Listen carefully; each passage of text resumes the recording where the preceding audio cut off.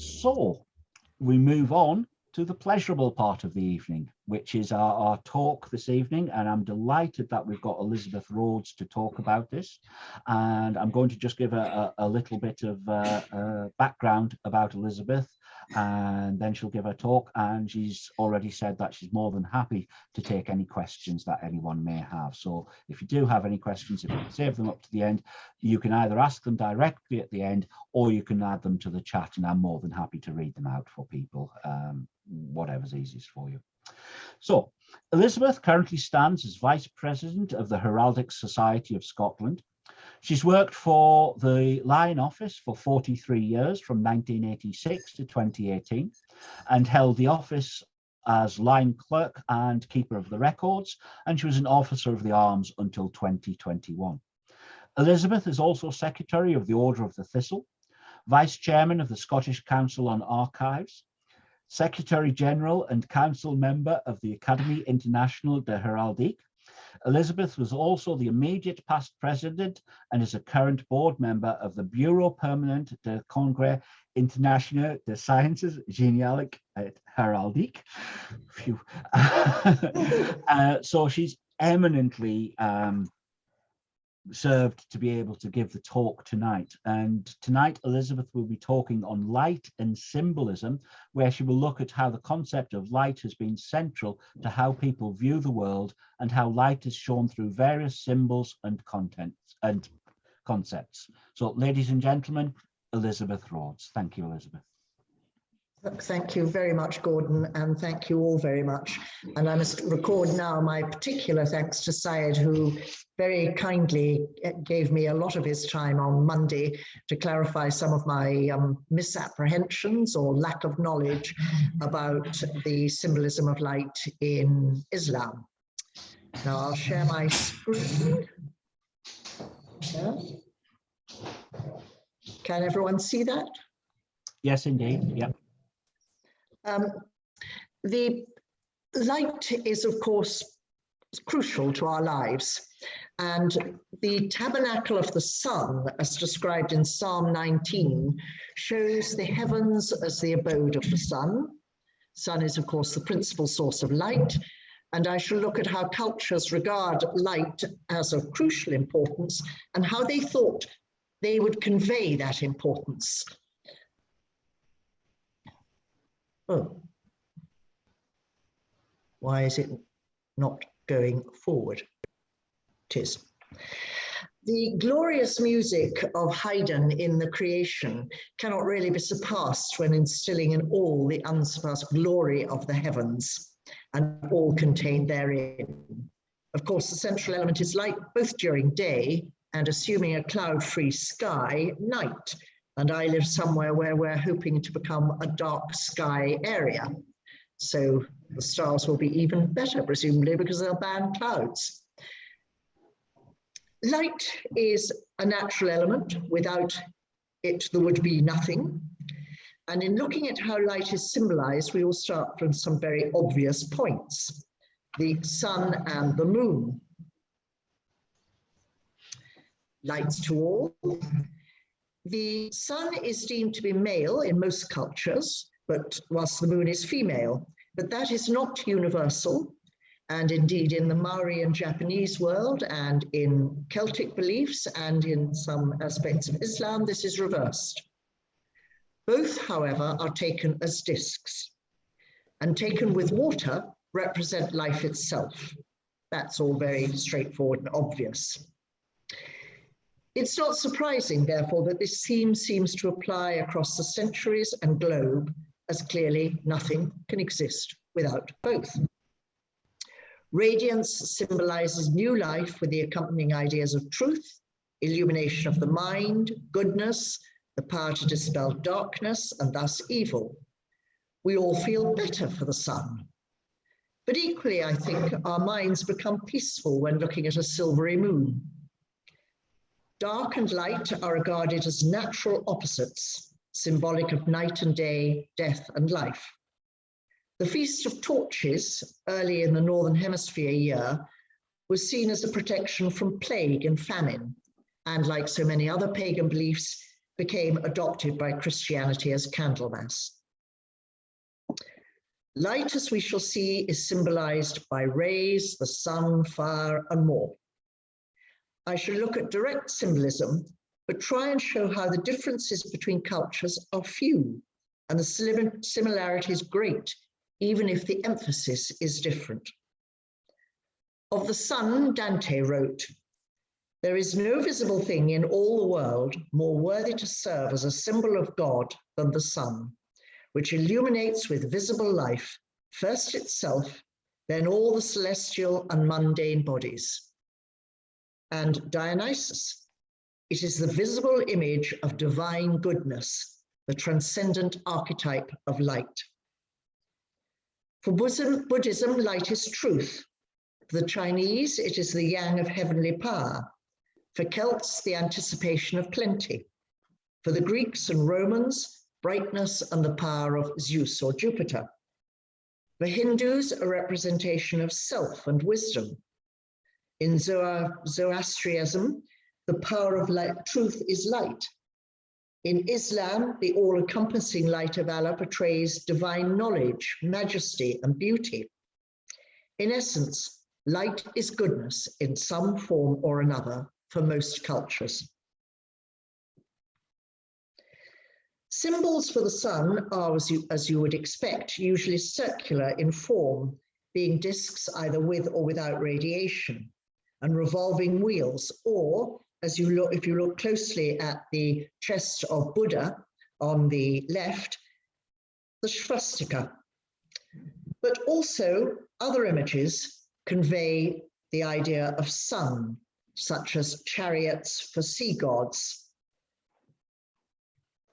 Helios, a representation of self and wisdom, birds such as eagles, Quetzalcoatl being the rising sun for Aztecs, the phoenix being life reborn from fire, the dragon as the eye from heaven,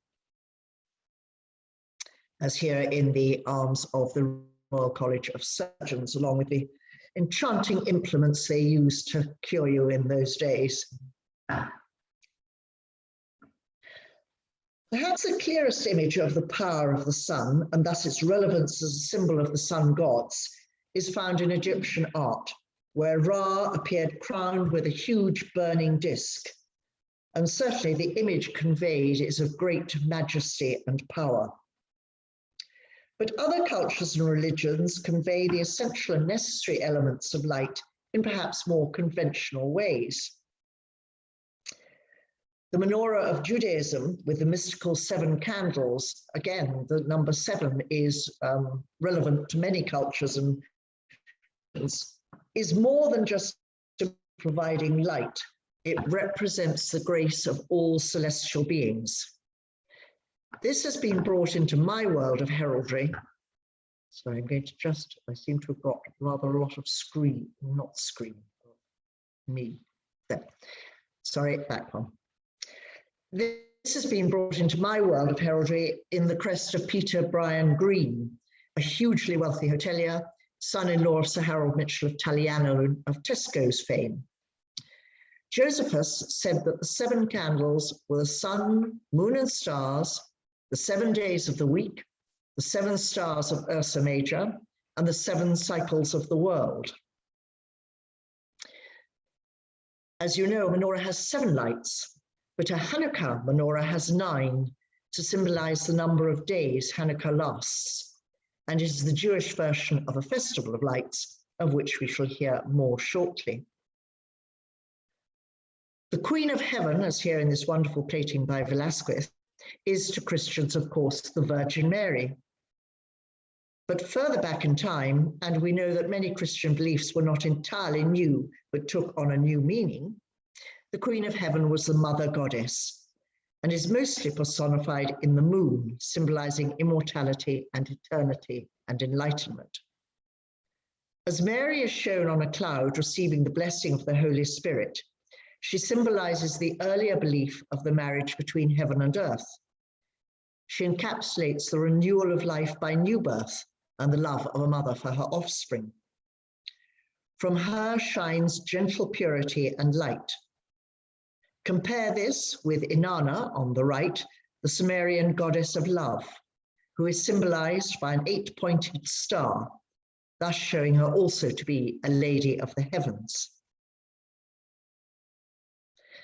A lamp is a symbol of immortality, divinity, but also of the stars. And here we see the arms of the Royal College of Nursing with radiant sun and stars, but incorporating a more modern symbolism expressed by a lamp.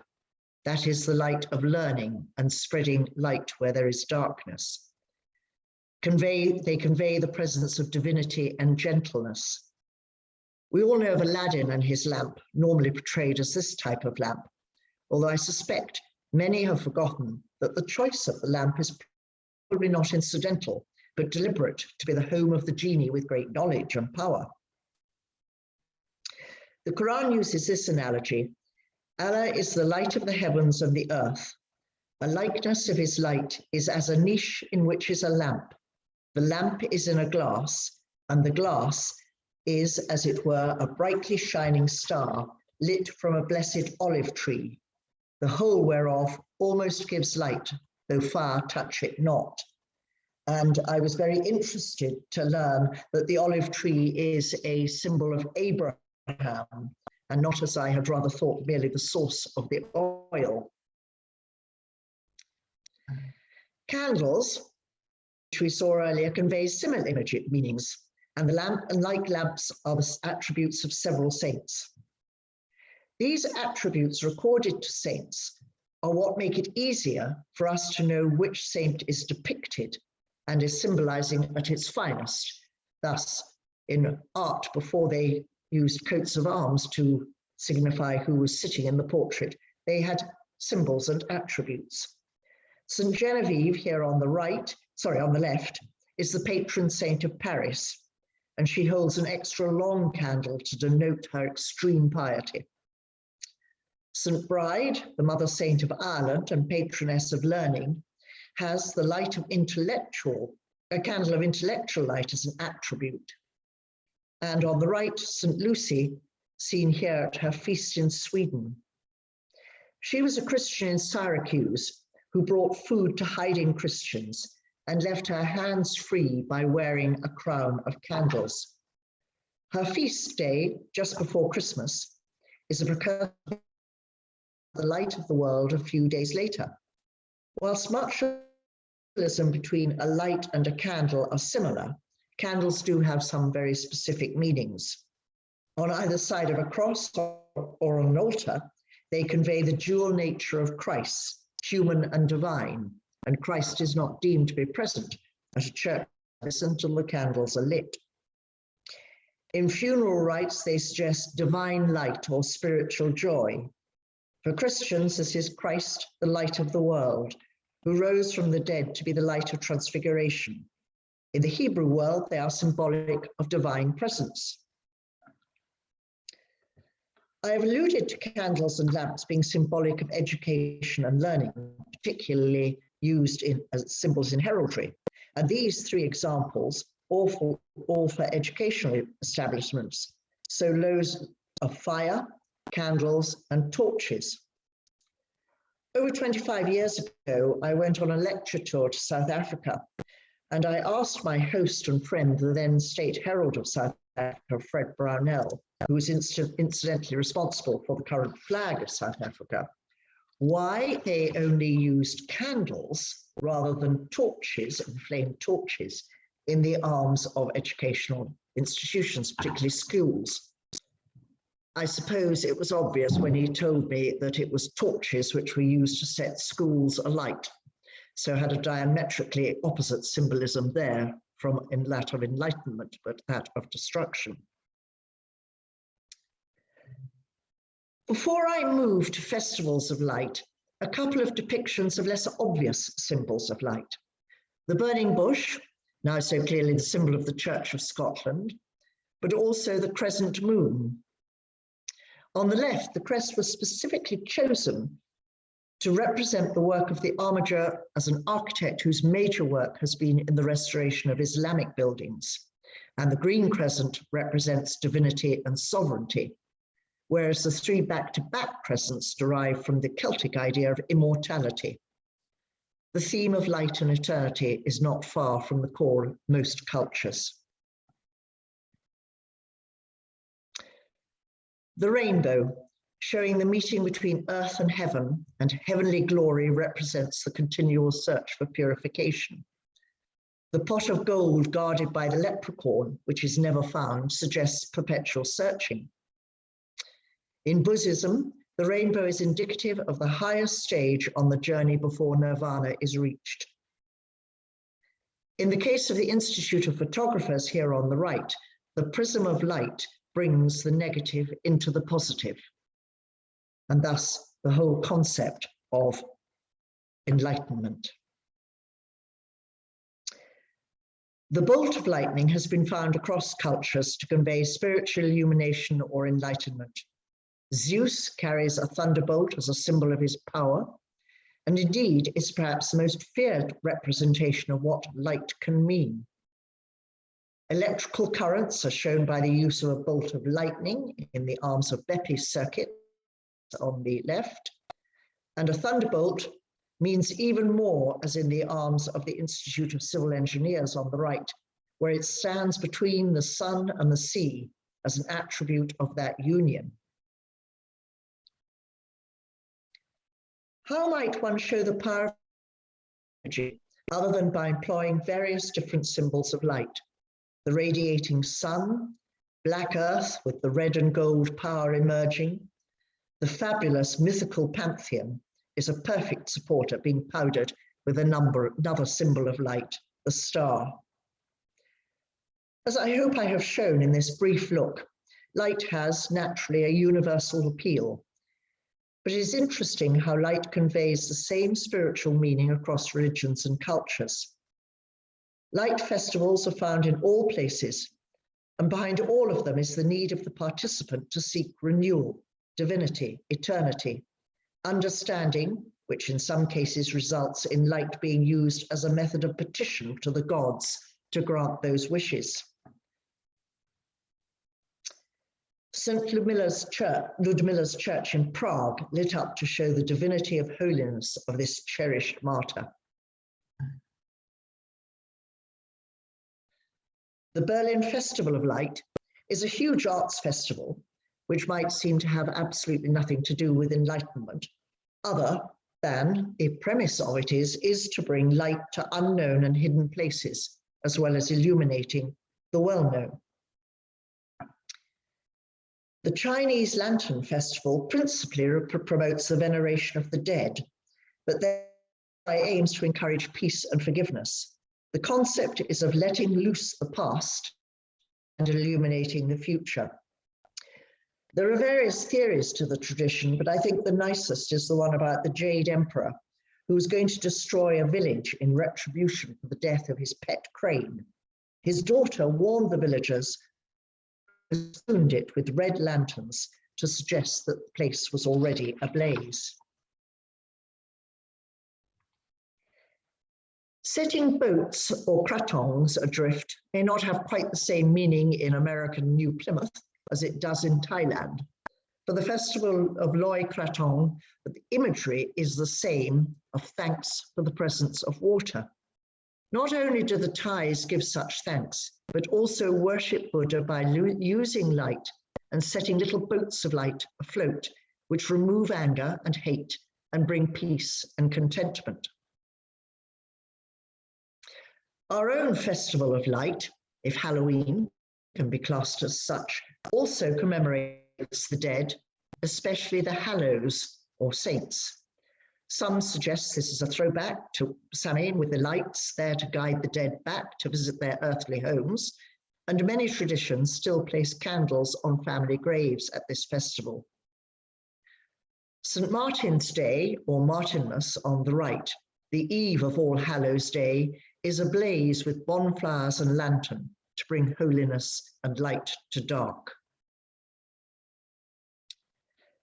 Light shown in much the same in modern arches in countries as far distant as Japan and France, each, I suspect, trying to outdo each other. but each with the original reason, if now rather forgotten, that the light brings the illumination of the spirit and mind.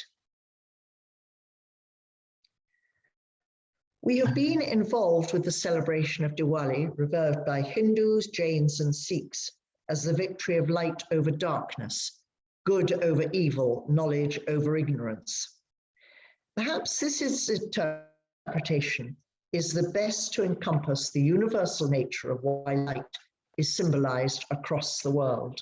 And that is a very, very through the symbolism of light, but how so many cultures look at it in very much the same way as bringing illumination and peace. And the way we symbolize it in modern heraldry is by using the traditional symbols of light, candles, torches, lamps, the sun, the moon, and the stars.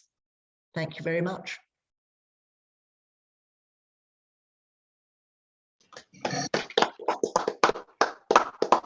Excellent. Thank you very much there, Elizabeth. Thank you.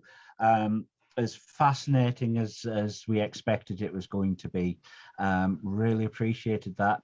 And it just goes to show how, as you've said, universal, the commonalities of the ideas of what light does and how it unites and binds everyone. And one of the stated aims of the Candlemakers of Edinburgh nowadays, as I'm sure you're all aware, is to support as many of the varied light festivals that take place within Edinburgh that we're able to. And, you know, we're making more and more inroads into all of those as the years go by. And if anyone knows of any festivals that we don't know about, please let us know and we'll try and approach them and offer our services. But, you know, we like to support Edinburgh, we like to support light festivals. For those who have taken part in these various things, it's an absolutely enormous pleasure and privilege to be there. So again, thank you very much for that, Elizabeth. Has anyone got any questions they would like to ask? Ian. It was more a share, and it's ancient, but it's kind of modern for me. I have a coaching business that I'm beginning to build, and the image that I've used is the aten, because it is this light. But the aten, it's always intrigued me because the rays have the helping hands that come down, and I think it's beautiful at that point when I think it was Amenophis IV that changed his aim and put aside the old faith, which very quickly came back in. But some of the images of the pharaoh and his wife as equal partners and their child with the sun behind them, I think it's absolutely spectacular. I don't know if you've got any thoughts on that, Elizabeth. No, except it was one of the symbols that I had thought of possibly bringing in, but started to cut things out. I was quite interested to read, though, that the symbol of the Ankh, of the Egyptian Ankh, its cross or whatever, is thought to have been the origin of the Aladdin's lamp shape. And I think probably the finial on the top. So there's a great cross-culture, particularly with these sort of early Egyptian ideas emanating through. So no, I think that's a wonderful symbol to choose here. And I think it's terrific, really great. And it'll invite questions, and that's a good thing too. Ian does have a logo for the business with that, as he said. His website is not yet live, but when it is, I'm sure we'll share the URL so people can get a chance to witness that. Oh, there we are.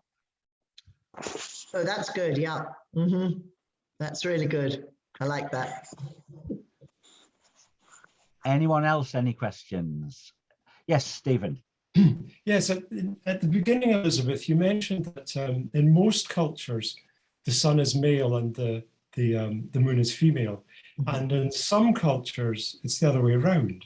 It made me curious. I wonder, is there any culture where they're both male or both female? You mean they interchange between being male and female? No, I simply meant that you know, in the language, the gender for sun is male and the gender for moon is male as well, or they're both female gender, or if it's universal that they're opposite. No, I think that I understand Syed may be better able to answer this than me, that there are occasions when the sun is regarded as male and occasions when the sun is regarded as female. And Okay. on the other hand, the moon is male and the moon is female. I didn't, in the research I did, which was not detailed and deeply comprehensive, I didn't come across them where, as it were, the sun and the moon were both at the same time regarded as being of the same sex. But Syed may know better than I. Thank you. I think you're right. I think generally that they wouldn't be classified both as male or both as female, because the idea is complementing. So it's similar to the yin and the yang. It's similar to the esoteric, exoteric reflection of light.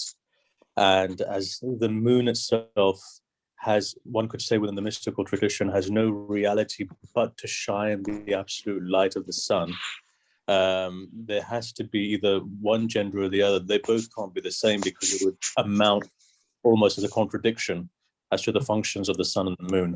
So within traditions, be the Dharmic traditions or the Abrahamic traditions, the idea of one being masculine or one being feminine or one being majesty or one being beauty, or the yin and the yang, is something that you will find time and time again in terms of patterns. That helps. Yep. Yes. That's what I thought. Thank you. Thank you. Jock. Oh, not quite sure. Jock, are you there?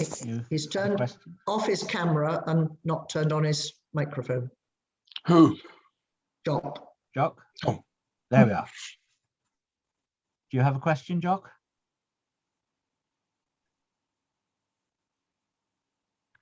I think he's possibly having technical problems. We'll come back to Jock in a moment. Has anyone else got a question they would like to ask? Ah, Jock, you're back. You don't appear to be muted, but we can't hear you, Jock.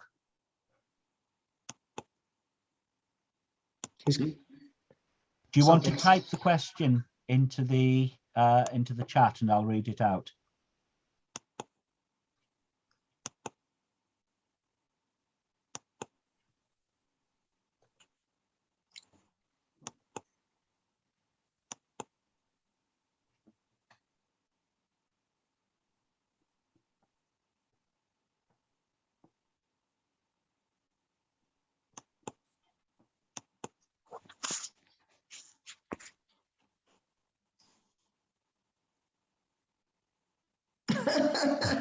So for those who haven't got their chat open, Jock says, "What a pity religion has messed this all about."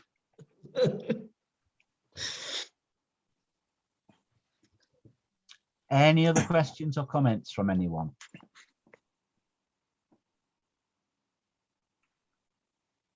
No.